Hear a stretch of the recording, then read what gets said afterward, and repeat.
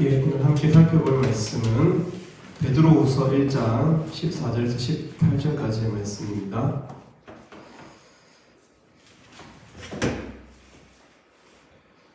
예, 베드로후서 1장 14절에서 18절까지의 말씀. 제가 감기에 걸려 있는데 저도 제 스스로 조심스럽고 의심이 되어서 면밀히 살피고 있습니다. 지금까지는 코로나 증상은 아니고 전형적인 제 감기 걸렸을 때 그런 증상인 것 같아요. 그래서 뭐 이렇게 짓눌리는 그런 뭐 무기력, 피로감 이런 것도 없고 열도 그렇게 많이 나지 않거든요. 기관지가 원래 약합니다. 베드로후서 1장 14절에서 18절까지의 말씀 찾으시면 같이 14절부터 18절까지 베드로후서 저하고 한 절씩 번갈아 읽고 18절은 같이 읽겠습니다. 이는 우리 주 예수 그리스도께서 내게 지시하신 것 같이 나도 나의 장막을 벗을 것이 임박한 줄을 알미라. 내가 흑서 너희와 하여금 내가 떠난 후에라도 어느 때나 이것을 증언하게 하라 하노라. 우리 주 예수 그리스도의 능력과 강림하심을 너희에게 알게 한 것이 교묘히 만든 이야기를 따르는 것이 아니오 우리는 그의 크신 위엄을 친히 본 자라. 지극히 큰 영광 중에서 이러한 소리가 그에게 나기를 이는 내 사랑하는 아들이요 내 기뻐하는 자라 하실 때에 그가 하나님 아버지께 존귀와 영광을 받으셨느니라. 함께 읽겠습니다. 이 소리는 우리가 그와 함께 거룩한 삶에 있을 때 하늘로부터 난 것을 들은 것이라. 요즘 세상 사람들은 이제 대학생들이나 일반 그냥 상식을 가지고 있다라고 생각하는 사람들은 신을 믿는 것에 대해서 신앙을 갖는 것에 대해서 아주 합리성이 부족하다고 여기는 경향이 있습니다. 그래서 그런 사람들은 스스로 나는 신을 믿지 않는다라고 해서 에이티스트, 무신론자라고 생각하죠. 무신론자들, 그러니까 신이 없다라고 생각하는 것의 근거는 여러 가지가 있겠지만 저는 한 4가지 정도 좀 생각해봤는데 세상에 여러 가지 부조리한 일들이 있다는 거예요. 그러니까 만약 신이 있다면 일관된 도덕적인 심판이 없는 것에 대해서 그런 보응이 없는 것에 대해서 신은 없는 거 아니냐. 예를 들어서 악한 자가 좋은 결과를 얻으면서 살기도 하고 때로는 아주 착한 사람들이 뭐 병에 걸린다든지 악한 결과를 얻기도 하잖아요. 그래서 신은 없는 것이 아닌가 이렇게 생각하는 것 같아요. 또 두 번째로는 종교는 고대에 그러니까 지금은 뭐 과학적으로 여러 가지 세상 이치들을 설명할 수 있잖아요. 근데 과거에는 지구가 이렇게 둥글다고도 생각을 못했고 좀 평평하다고 생각했고 우주가 얼마나 큰지를 몰랐죠, 그죠? 그러니까 여러 가지 설명하기 어려운 여러 가지 불확실함에 대한 두려움이죠, 사람이. 불확실한 것에 대한 두려움이 있잖아요. 거기에 대한 반작용으로 생겨난 것이 종교니까 지금은 과학이 있으니까 왜 우리가 굳이 신앙을 가져야 되는가 이렇게 생각한다는 것이죠. 또 세 번째로는 우리가 어떤 윤리의식을 갖는 것은 인간이 가지고 있는 윤리의식을 우리가 신의 존재의 어떤 이유로 삼잖아요. 우리가 어떻게 태어나면서부터 그렇게 윤리적인 존재가 될 수 있는가. 근데 그것은 어떤 이데올로기가 존재해서라기보다는 의식, 스피릿이 존재해서라기보다는 어떤 환경에 적응하기 위한 호르몬의 작용이라는 거예요. 그러니까 내 자식을 챙기고 내 유전자를 갖고 있는 사람들을 챙기는 것은 가족을 챙기는 것은 이것은 가족 애가 아니라 일종의 환경 적응, 호르몬 작용들이다. 호르몬에 의해서 본능이 있고 생식을 하고 먹고 자고 거기서부터 어떤 질서가 생긴 것을 윤리라고 보는 것이죠. 그렇지 않습니까, 여러분? 마지막으로 종교에 따르면 우리 이 땅, 지구와 거기에 구성 성분인 인류는, 사람은 아주 절대적 가치라고 가르치잖아요. 불교든 도교든 조로아스트교든 우리 기독교든 신이 인간을 사랑한다. 그래서 인간은 아주 절대적 가치라고 가르쳤는데 아니 그 우주를 관찰해보니까 지구는 그 속에 그 공간 속에 너무 작은 존재, 먼지에 불과한 존재가 아니냐. 그러니까 현실 우주적인 관점에서 보았을 때 종교라고 하는 것은 너무 이게 말이 안 된다는 거죠. 너무 우리 생각 낭비적인 그런 게 종교라는 거예요. 여러분 어떻게 생각하십니까? 여러분 혹시 제 이 네 가지 가설을 듣고 지금 무신론이 되려고 하는 거 아니죠? 하나님 안 계신 거 아니냐? 제가 설교 시간인데 여러분 신이 없다는 사실에 증인이 있습니까? 신이 없다는 사실에 증인이 있어요. 우리가 맞고 그름을 따지려면 증인과 증언이 필요하잖아요. 신이 없다는 사실에 대한 확실한 증거를 가지고 와서 증인 노릇할 사람이 있을까요? 그 증인이 증언하는 내용이 있을까요? 근데 만약에 신이 존재한다라고 내가 신을 봤다, 내가 하나님을 만났다라고 말하는 증인이 있다면 그리고 그 증인이 증언하는 그 내용 때문에 그 증인이 한평생 자기 목숨을 걸었다면 심지어 그 증인이 죽기 직전까지도 이 일 증언하기를 애쓰고 있다면 그 증인이 죽은 후에도 그의 존재감이 사라질 것에 대한 걱정보다 자기가 죽을 것에 대한 걱정보다 그 증언, 자기가 마지막까지 증언하는 하나님이 있더라, 하나님이 진짜더라 라는 그 증언이 사람들의 기억 속에서 잊혀질 것을 걱정하고 있다면 이 정도로 확실한 증인이 존재한다면 우리가 사실은 증인의 말을 들어야 하는 것이 아닐까요? 베드로후서는 제가 공부해 보니까 이러한 무신론에 대한 반박의 책이더라고요. 베드로서 우리가 아는 베드로는 그렇게 똑똑한 사람이 아니었잖아요. 그죠? 베드로는 바울에 비해서 그렇게 논리적인 사람도 아니었던 거고, 그러나 베드로서는 이 무신론에 대한 증거의 책이에요. 베드로라고 하는 사람, 피터라고 하는 사람의 유언적인 성격이 그래요. 이게 왜 유언인지 볼까요? 우리 14절, 15절 우리가 읽었지만 14절, 15절 같이 한번 읽어보도록 하겠습니다. 시작. 이는 우리 주 예수 그리스도께서 내게 지시하신 것 같이 나도 나의 장막을 벗어날 것이 임박한 줄을 알미라. 내가 힘써 너희로 하여금 내가 떠난 후에라도 얻은 때나 이런 것을 생각나게 하려 하노라. 여러분, 베드로가 1장 14절에서 베드로서 1장 14절에서 뭐라고 하고 있습니까? 나도 나의 장막을 벗어날 것이 임박한 줄을 알미라고 이야기하고 있습니다. 이게 무슨 말인 것 같아요? 직감적으로 어떤 말인 것 같아요? 자기가 곧 자기 육신을 장막으로 표현하고 있는 거예요. 그래서 내가 육신을 떠날 것이 임박했다라고 생각하는 거죠. 여러분, 인간은 놀라운 직감을 가지고 있어요. 저 사람이 나를 좋아하나 싫어하나 아니면 지금 언짢아 하나 낯설어 하나, 우리는 그런 감각을 가진 존재들이에요.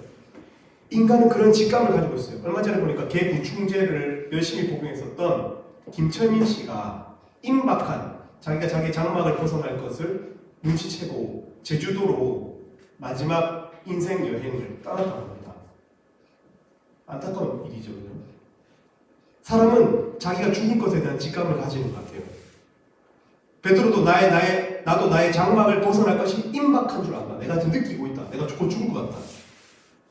상황이 돌아가는 것을 보면서 좋은 일이 생길 것에 대한 기대감이 있기도 하지만 때로는 좋지 않은 일이 생길 것 같다. 내가 죽을 것 같다.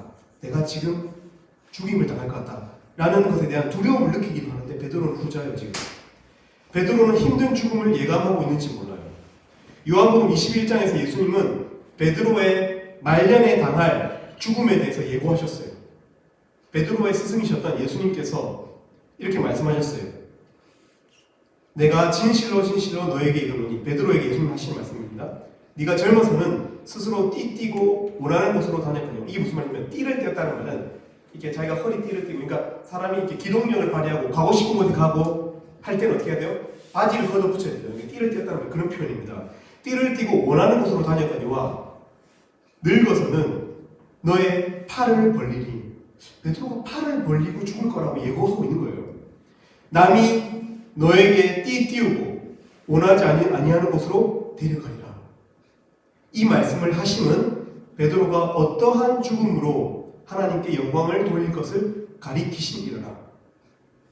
예수님께서 베드로가 말년에 뭔가 아픈 죽음을 당할 것을 예고하셨다는 거예요. 그가 원하지 않는 곳으로 끌려가서, 그죠? 예수님의 이 의미심장한 이 워딩을 한번 보세요. 어떠한 죽음을 당하게 될 것이다 라고 예고하셨어요. 베드로는 오늘 우리가 읽은 베드로후서 1장 14절에서 지금 자기가 죽을 것을 직감하고 있는 그 마지막 순간이 온 것이죠. 성경에는 기록되어 있지 않지만 사람들의 전해져 오는 이야기 전승에 의하면 베드로는 자기의 명을 다 살지 못하고 젊을 때 죽었어요. 로마에서 나무 처형 들인 십자가에 거꾸로 매달려 죽었다고 합니다. 우리 지우는 게 이게 이제 보고 있는 그림이 카라바조의 베드로의 순교라고 하는 그림입니다. 베드로는 이 나무 처형 틀인 사람을 죽이는 틀인 십자가에 거꾸로 매달려 팔이 벌려진 채로 죽음을 당했다라고 해요. 우리가 오늘 주목할 것은 이 베드로의 죽음이 아니고 베드로는 이 오싹하고 두려움이 가득한 직감을 느끼고 있는 이 마지막 순간에 자기 자신의 목숨, 자기 자신의 안위보다도 지금 전하고 있는 이 유언과 같은 메시지, 증언에 자기가 마지막으로 남겨질 사람들을 위해서 증언하는 이 메시지를 전달하는 일을 우선시하고 있다는 거예요. 정말 가르쳐주고 싶고 자기 목숨보다도 더 귀한 이것. 베드로후서 1장 15절에 보면은 이런 것을 내가 떠난 후에라도 너희에게 생각나게 하고 싶다는 거예요. 내가 떠나더라도 내가 전달할 이 말을 너희가 절대로 잊지 않았으면 좋겠다. 이런 것을 생각나게 하려는 목적으로 유언이자 증언으로서 이 베드로후서를 썼다는 거예요. 베드로가 말하는 바로 이런 것이 우리가 베드로후서에서 다루게 될 내용들입니다. 베드로는 자신이 죽은 이후에도 바로 이 베드로후서를 읽는 우리들 마음속에 이런 것이 생각나기를, 우리 마음에 이런 것들이 울리기를 간절히 바라고 있었어요. 이 마지막 순간에도. 우리는 베드로를 통해서 오늘 이 전달되는 증언의 말씀을 지금 받고 있는 사람들입니다. 여러분, 그러면 과연 이 메시지, 베드로가 마지막 이 증언으로 남겨준 메시지가 무엇인지 우리 16절에서 18절까지의 말씀을 같이 한번 읽어보겠습니다. 16절에서부터 18절까지입니다. 시작. 우리 주 예수 그리스도의 능력과 강림하심을 너희에게 알게 한 것이 교묘히 만든 이야기를 따른 것이 아니요 우리는 그의 크신 위엄을 친히 본 자라. 지극히 큰 영광 중에서 이러한 소리가 그에게 나기를 이는 내 사랑하는 아들이요 내 기뻐하는 자라 하실 때에 그가 하나님 아버지께 존귀와 영광을 받으셨느니라. 이 소리는 우리가 그와 함께 거룩한 산에 있을 때 하늘로부터 난 것을 들은 것이라. 베드로는 특별히 거짓 교사들의 가르침에 대해서 베드로후서에서 계속 경고하고 있습니다. 1장 16절에 나오는, 그죠? 우리가 교묘히 만든 이야기를 따른 것이 아니다. 이게 무슨 말이에요? 많은 거짓 교사들이 너희가 지금 듣고 있는, 너희가 믿고 있는 그것은 사람들이 교묘히 지어낸 거야. 사람이 무슨 강림을 해? 어떻게 죽은 사람이 살아나며 그 사람이 어떻게 다시 이 땅에 온단 말이야. 이런 너희 교묘히 지어낸 이야기를 너희가 듣고 있는 것이다 라고 말하는 거짓 교사들이 있었어요. 그리고 3장 3절에서부터 4절에서도 보면, 베드로서 3장 3절에서부터 4절에도 보면, 먼저 이것을 알지니 말세에 조롱하는 자들이 와서 자기의 정욕을 따라 행하며 조롱하여 이르되 주께서 강림하신다는 약속이 어디 있느냐? 조상들이 잔후로부터 만물이 처음 창조될 때와 같이 그냥 있다 하니. 어때요? 어떤 사람들이 우리에게 이런 말을 하는 거예요? 무신론자들이에요. 그러면서 그 사람들 무엇을 쫓아가요? 이 사람들은 자신의 정욕을 따라 살아요. 무신론자들의 특징이 뭐죠? 이 세상 낙을 즐기는 것이 하나님 존재하지 않고 강림이라는 것은 있을 수 없는 일이기 때문에 너희가 지금 젊을 때 즐겨. 20대 때 막 흔들고 즐겨. 마시고 사람을 만날 수 있는 만큼 만나고 즐길 수 있는 만큼 다 즐겨. 이 육신의 정욕이거든요. 정력을 따라 살면서 조롱하는 거예요. 야, 처음에 있었던 우주가 그대로 있는 거야. 그죠? 조상들이 자두로부터 만물이 처음 창조될 때와 같이 그냥 있다. 변한 것이 없다. 세상은 그냥 우주적인 거야. 과학적인 거야. 합리적으로 생각하면서 무신론적인 마음으로 조롱하는 사람들이 있다는 거예요. 그런데 베드로는 16절에서 뭐라고 이야기합니까? 16절에서 뭐라고 이야기하겠어요? 1장 16절에서 이는 교묘히 만든 이야기를 따른 것이 아니라는 거예요. 다시 한번 말하지만 이것은 교묘히 만든 스토리가 아니라는 거예요.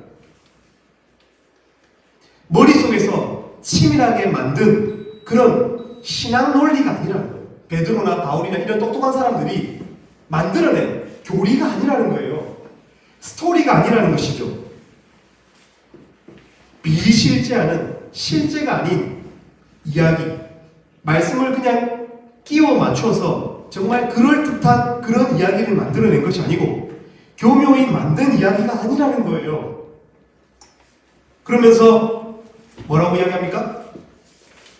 우리가 크신 위험을 친히 봤다. 우리 보았다. 여러분, 어떤 증인이 제일 파워풀하죠? 현장을 보는 사람들이 제일 파워풀해요. 아무리 논리적으로 변호사들이 수많은 헌법 조항을 들어서 이러이러하고 우리 인권이 중요하고 그러니까 이 사람은 무죄입니다 해도 내가 저 사람이 욕하면서 찌르는 것을 봤어요. 이 말 한마디면 끝나는 거예요. 증인의 힘이 그런 거예요. 증언의 힘이 그런 거라고. 내가 봤다니까. 내가 보았다니까. 여러분, 교묘히 지어낸 이야기의 반대가 뭐죠? 교묘히 지어낸 이야기의 반대가 뭡니까? 단순하게 사실이라는 거예요. 단순하게 경험한 사실이라는 거예요. 베드로는 16절에서 우리 주 예수 그리스도의 능력과 강림하심, 우리 주의 능력과 우리 주 예수 그리스도의 능력과 강림을, 능력과 강림이라는 단어를 쓰고 있습니다. 능력이라는 말은 디나미스입니다. 디나미스, 그리스어로 디나미스, 원어로는 디나미스입니다. 디나미스는 다이너마이트의, 영어 다이너마이트의 어원이 된 그리스어 단어입니다. 고대 단어입니다. 그러니까 실질적으로 폭발이 있는 물리적인 성질을 가진, 물리적으로 밀면 넘어지고 땡기면 끌려오는 디나미스예요. 디나미스. 베드로는 복잡하고 교묘한 어떤 이단 사상이 아니라 실제 자기의 인생을 끌어당겼고 자기를 밀었고 실제로 자기가 경험했었던 그 능력에 대해서 이야기하고 있는 것이죠. 그리고 강림이라는 단어를 쓰고 있습니다. 강림이라는 단어는 파루시아라는 단어입니다. 파라라고 하는 함께라는 단어와 우시아라고 하는 있다, 비동사, 에이미의 여성 단어가 우시아거든요. 그러니까 함께 존재한다는 거예요. 강림이라는 단어는 뭐예요? 함께 있다, 함께 있을 것이다, 함께 공간을 나눴을 것이다 라는 단어죠. 강림은 결코 신화가 아니고 허탄한 어떤 전설적인 예고가 아니라 예수님께서 진짜 영주현지가 바로 내 옆에 있는 것처럼 우리 옆에 와서 서실 거라는 거예요. 이 강림이라는 거예요. 그러면 이 디나미스와 파루시아라는 단어가 어떻습니까? 얼마나 실제적인 단어냐는 거예요. 얼마나 물리적입니까? 공간을 공유하는 자는 그만큼의 부피감을 갖고 만져지죠. 믿지 못하는 도마에게 예수님께서 오셔서 만져보라고 하셨어요. 여러분, 다시 말하지만 교묘한 이야기나 상상이 아니라 실제라는 거예요. 실제. 내가 봤다. 내가 예수님 봤다. 근데 여러분, 17절, 18절에 보면 이제 핵심적이자 결론적인 메시지입니다. 베드로는 이 구체적인 증언을 하고 있습니다. 증언. 한 가지 상황, 한 가지 케이스, 그가 예수님께 보았다 한 가지 시츄에이션, 한 케이스를 들어서 이제 증언하고 있습니다. 베드로는 이 증언을 할 때 고백하고 있어요. 이는 내 사랑하는 아들이요 내 기뻐하는 자라. 17절에서 내가 그것을 경험할 때 내가 똑똑히 들었다. 내 귀로.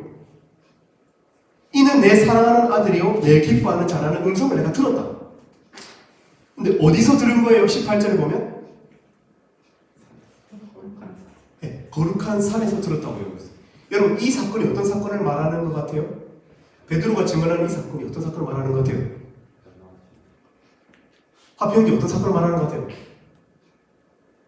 이 사건이 어떤 사건을 말하는 것 같아요? 그렇죠.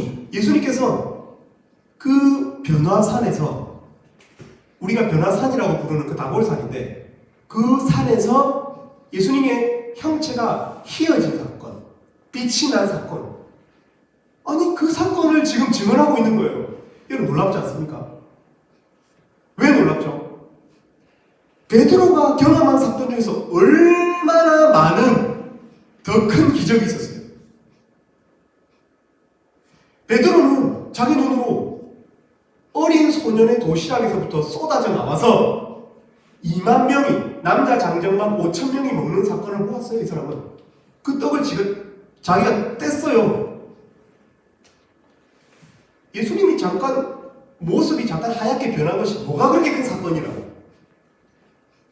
베드로는 5천 명이 먹는 꼬마 소년에게서 나온 도시락이 점점 스프레드 아웃 돼가지고 점점 찢어져서 2만 명을 먹이는 사건을 본 사람이에요. 갈릴리 바닷가에 유라굴로라고 하는 엄청 유명한 태풍이 불어서 배가 완전히 뒤집힐 뻔한 그런 사건에서 바다가 유리바다처럼 잔잔해진 사건을 경험한 사람이에요. 심지어 베드로는 자기 자신의 장모가, 자기의 혈육이라고 할 수 있는 자기 장모가 죽을 병에 걸렸다가 예수님께서 낫게 하시는 사건도 경험한 사람이에요. 훨씬 더 자기의 사건이 있어요. 자기에게 가까운 사건이 있다면. 근데 왜? 그 큰 스케일의 사건들을 다 제쳐주고 자기와 가까운 사건을 제쳐주고도 왜 변화산에서, 왜 거룩한 산에서 예수님의 모습이 하얗게 변한 이 사건을 마지막 순간에 증언으로, 하나의 케이스로 갖고 왔느냐는 거예요. 우리 마태복음 17장 찾아보겠습니다. 마태복음 17장 1절에서부터 8절까지 말씀입니다. 마태복음 17장 1절에서부터 8절에 바로 베드로가 경험한 그 사건이 나옵니다. 우리 이 사건을 제가 한번 읽어드릴 테니까 눈으로 잘 따라와 주시기를 바랍니다. 엿새 후에 예수께서 베드로와 야고보와 그 형제 요한을 데리시고 따로 높은 산에 올라가셨더니 그들 앞에서 변형되사 그 얼굴이 해같이 빛나며 꽃이 빛과 같이 휘어졌더라. 그때 모세와 엘리야가 예수와 더불어 말하는 것이 그들에게 보이거늘 베드로가 예수께 여쭈어 이르되 주여 우리가 여기 있는 것이 좋사오니 만일 주께서 원하시면 내가 여기 초막셋을 짓되 하나는 주님을 위하여 하나는 모세를 위하여 하나는 엘리야를 위하여 하리다. 말할 때에 호련히 빛난 구름이 그들을 덮으며 구름 속에서 소리가 나서 이르시되 이는 내 사랑하는 아들이요 내 기뻐하는 자니 너희는 그의 말을 들으라 하시는지라. 여기까지 5절까지 읽었습니다. 베드로가 왜 그 수많은 케이스들을 제쳐두고 이 변화산의 거룩한 산의 사건을 증언으로 채택했을까요? 오병이어를 채택했으면 더 하나님의 능력을 더 드러낼 수 있었잖아요.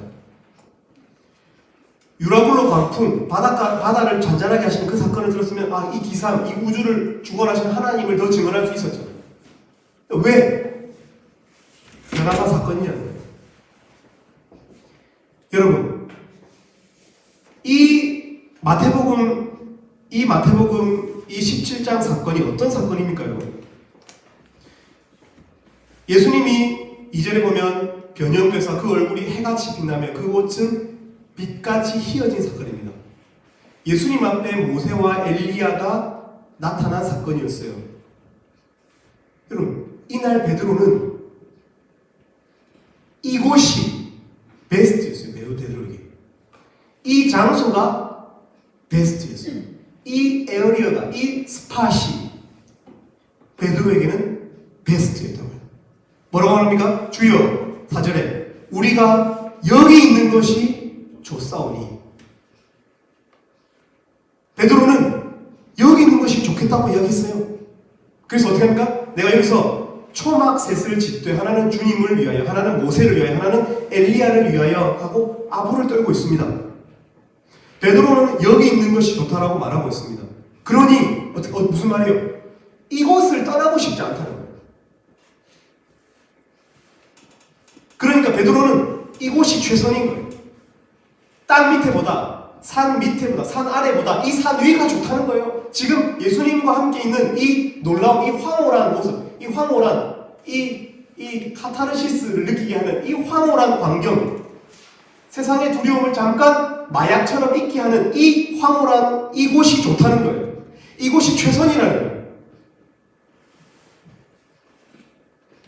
여러분, 베드로는 이 기적의 순간에도 지금 어떤 존재예요? 마태복음 17장에 의하면 비교하는 존재, 비교하는 존재. 상대적 가치를 우선시하는 존재라는 거예요. 더 나은 장소, 더 나은 곳을 유지하고 보수하고 집을 지어서 투자하려는 존재. 마치 무신론자 같은. 더 나은 것이 더 좋은, 더 황홀한 것이 좋고, 더 안전한 것이 좋고, 그래서 집을 거기 지으려고요. 거기 눌러 앉으려고 해요. 이건 무신론적 가치예요. 상대적 가치를 쫓아서 더 나은 것이 있으면 그것을 향해서 적자성적하려고 하는, 이것이 바로 무신론적인 가치예요. 그런데 어떻습니까? 5절에 보면, 마태복음 17장 5절에 보면 하늘에서 음성이 들렸어요. 언제 하늘에서 음성이 들렸어요? 베드로가 그 말을 할 때에, 그런 이곳이 좋사오니 이곳에 집을 짓고 싶어요 라고 말하는 그때, 엄마야 누나야 강변 살자 할 때, 그러니까 그는 여전히 땅이 두려워서, 세상에 있는 그 권력, 빌라도와 헤롯이 두려워서 이곳에 눌러 앉자는 그 두려움이 가득한, 어쩌면 신앙 고백처럼 보이는 그 두려움 가득한 고백을 할 때, 하늘에서 언어가 있어서, 하늘에서 하나님의 음성이 있어서 그 초라하고 그 두려운 베드로의 말을 어떻게 하고 있습니까? 감싸고 있어요. 베드로의 그 두려운 말을 오버랩하고 있어요. 감싸고 있어요. 그러면서 어떻게 합니까? 5절, 우리 마태복음 17장 5절 말씀 같이 한번 읽어보겠습니다. 시작. 말할 때에 호련히 빛난 구름이 그들을 덮으며 구름 속에서 소리가 나서 이르시되 이는 내 사랑하는 아들이요 내 기뻐하는 자니 너희는 그의 말을 들으라 하시는지라. 두려움 가득한 그 세 제자를 하나님의 영광이 감쌌어요.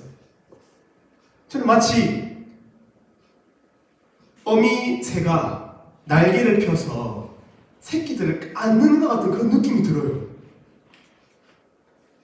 두려움에 가득 쌓여서 더 이상 이 땅에 가서 그 수고로운 일을 하고 싶지 않다는 거예요. 땅에 내려가서 싸움을 하고 싶지 않다는 거예요. 신앙의 싸움을 하고 싶지 않다는 거예요. 여기서 삽시다 주님, 여기서 끝냅시다. 이런 두려움 가득한 고백을 할 때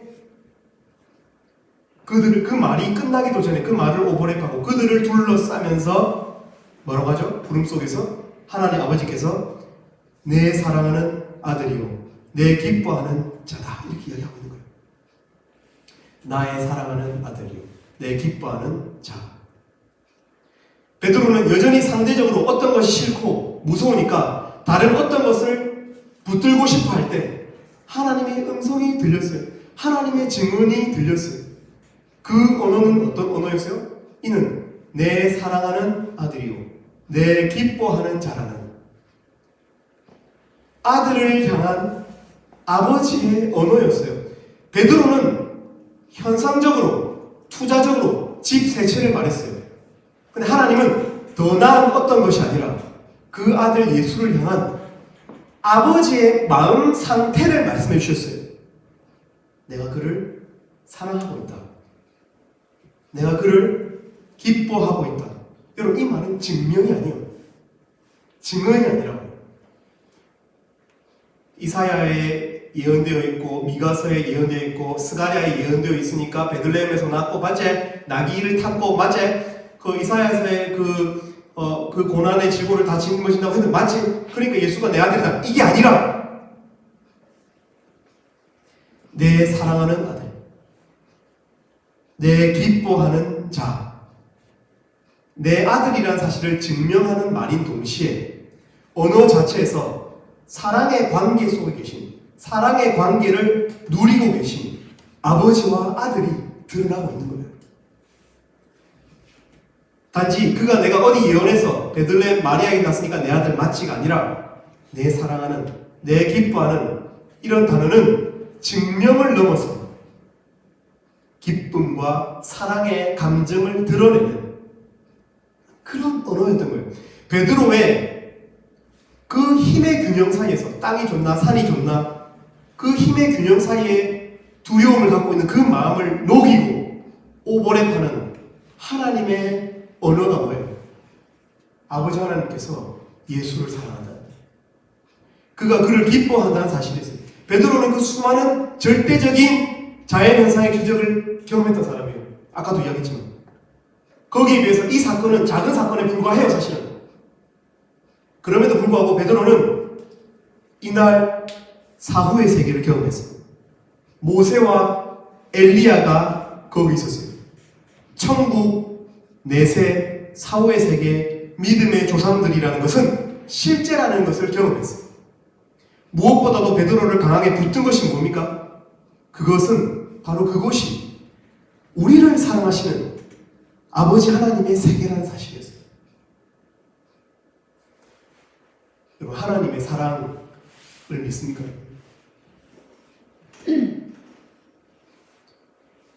시편 2편에 보면 있는 내 사랑하는 아들, 내 기뻐하는 자라는 이 고백은 하나님께서 누구에게 하신 고백인가 알아요? 다윗에게 하신 고백이에요. 예수를 로마서에서는 장자라고 표현하고 있어요. 맏아들이라고 표현하고 있다고요. 누가복음 15장에서 돌아온 탕자 비유에서 유대인들을 첫째 아들로 비유하고 있어요. 우리 같은 이방인들을 둘째 아들로 비유하고 있어요. 우리가 아들이에요. 여러분이 딸이라는 거예요. 베드로가 지금 뭘 증언하고 싶은 거예요? 이 우주 속에서 무신론적인 가치가 어떻게 해서 하나하나 반박할 수 있어요. 베드로는 오병이어 사건을 통해서 물질 세계에 대한 변증을 할 수 있고 유라블로 광풍을 통해서 우주 세계에서 변증을 할 수 있어요. 그리고 군대 귀신 들린 자를 통해서 영의 세계에 대한 변증을 할 수 있었어요. 베드로는 무엇을 증언하고 싶은 거예요? 사후의 세계의 실제와 그 세계가 사랑하시는 아버지가 우리와 함께하게 될 세계라는 사실을 증언하고 싶은 거예요. 베드로에게 집 세채 계획은 이 세상에서 아주 급진적이고 멋진 계획이었지만 하나님이 우리를 사랑하시는 아버지라는 사실은 그냥 멋지고 더 낫고 이런 개념이 아니라 절대로 깨어지지 않을 하나님의 마음 상태에 대한, 우리가 때로는 미련하여도 우리가 때로는 연약하여도 아버지의 그 마음 상태는 그 어떤 비교 대상으로 정복될 수 없는, 더 나을 수 없는 절대적인 사실, 아버지와 아들이라는 이 관계 속에서 깨어질 수 없는 진리라는 것, 그걸 증언하고 있는 거예요. 베드로가 순교할 수 있는 이유는 그가 이제 두려움 앞에서, 두려움보다 여기 세상에서 무지한 우리를 걱정하는 이유가 뭐죠? 베드로가 이 아버지와 아들의 사랑 안에 있기 때문에 그런 거예요. 여러분, 저는 이 아버지의 사랑을 알고 싶고 느끼고 싶습니다. 그 사랑의 실제를 믿고 싶습니다. 나를 내 아내보다, 나를 사랑하는 사람보다 더 사랑하시는 아버지의 마음을 알고 싶습니다. 십자가 위에 그 사실이 이미 증명되었어요. 자기를 내어줄 만큼, 자기 아들을 십자가에 못 박을 수 있을 만큼, 여러분, 이 사실은 이미 만천하에 확실히 증언되었습니다. 여러분, 우리가 이 사실을 믿을 수 있기를 바랍니다. 베드로가 필사적으로 전하고 있는 이 말을 믿을 수 있기를 바랍니다. 우리 혜림자매님, 완전하신 나이죠. 우리 BGM 좀 깔아주시기 바랍니다.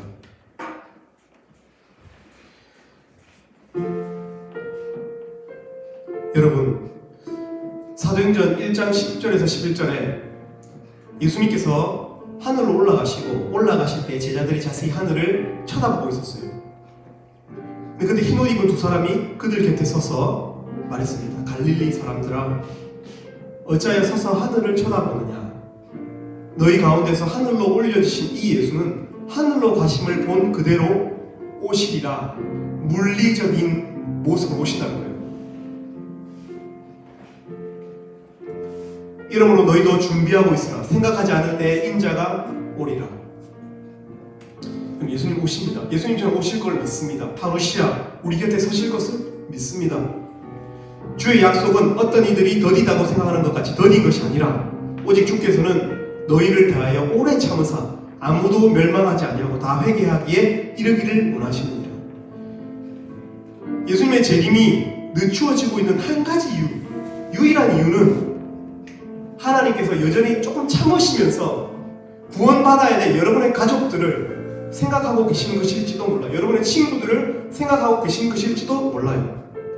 더딘 것 때문에 없는 것이 아니에요. 더딘 것은 하나님이 참고 계신 거예요.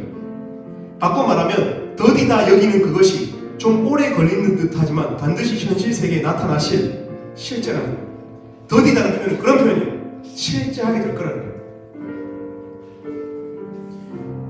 여러분, 우리는 아까 무신론자들의 4가지 가설을 살펴보았습니다. 세상은 부조리하죠. 악한 자가 잘 되기도 하고 선한 자가 잘 안 되기도 해요. 여러분, 그래서 부조리한 거잖아요. 왜 우리가 부조리하다고 생각합니까? 여러분, 우리가 부조리함을 느낀다는 사실은 그것이 바로 잡혀야 된다는 것을 우리가 알고 있다는 거예요. 본능 속에 절대자의 책임과 절대자의 심판이 있어야 한다는 거예요. 우리가 그것을 알고 있기 때문에 부조리하다고 느끼는 거예요. 여러분, 신앙은 세상 이치를 설명하기 어려운 고대의 불확실함에 대한 두려움의 반작용으로 생겨난 것이 아니에요. 모든 것을 해석할 수는 있어도 오늘 우리가 내일이야말로 시간의 불확실함이야말로 가장 큰 두려움이에요. 내일은 과학의 영역이 아니에요. 내일은 하나님의 영역이에요. 내일에는 우리 주께서 반드시 이 땅에 오실 거예요. 호르몬이 윤리의식을 만드는 것이 아니에요. 최악의 상황, 최고로 이기적인 선택을 하도록 호르몬이 분비되어야 될 때에도 불에 뛰어들거나 물에 달려드는 사람이 있어요. 이들은 호르몬의 지배를 받는 것이 아니라 스피릿의 지배를 받고 있는 거예요. 세상 최고의 스피릿은 바로 우리 하나님의 성령이세요. 여러분, 우주가 아무리 크다 하여도, 그래서 우리 이 지구가 현실 우주적인 관점에서 볼 때 하나님께서 무슨 이런 먼지 같은 것을 뱉으시는, 하나님은 모든 창조물을 다 객체로 만드셨어요. 짬뽕으로 만든 게 아니고 객체만, 강아지 한 마리, 사람 한 사람, 꽃 한 송이, 객체로 세상을 설계하시고 만드셨어요. 다 섞여 있는 존재가 아니라 우리는 누구나 하나님 앞에서는 다 혼자고 객체고 단독자들이에요. 단독자들의 우주는 바로 그가 사는 세상이에요. 하나님은 우리가 전부가 된 바로 그 세상을 사랑하고 계시고 귀하게 여기십니다. 베드로의 이 허탈한 이 무신론을 퍼뜨리는 사람들에 대해서 베드로가 안타까이 여기면서 이 마지막 죽음의 순간에 증언하기를 바랬습니다. 우리 지체들 하나님이 살아계시고 하나님께서 우리를 사랑하신다는 이 한 가지 사실을 잊지 않았으면 좋겠습니다. 우리 시간 완전하신 나의 주 이 찬양 함께 하나님께 올려드리도록 하겠습니다.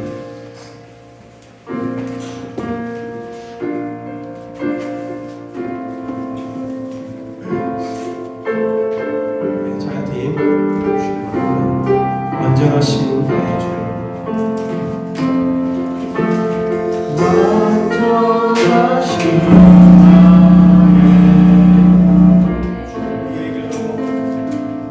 그의 길로 날 인도하소서 행하신 모든 이 주님의 영광 다 경배하 한 번 더 완전하신 나의 주 완전하신 나의 주 그의 길로 날 인도하소서 하신 모든 이 주님의 영광 다 경배함이 예배합니다 예배합니다 찬양합니다 주님만 날 다스리소서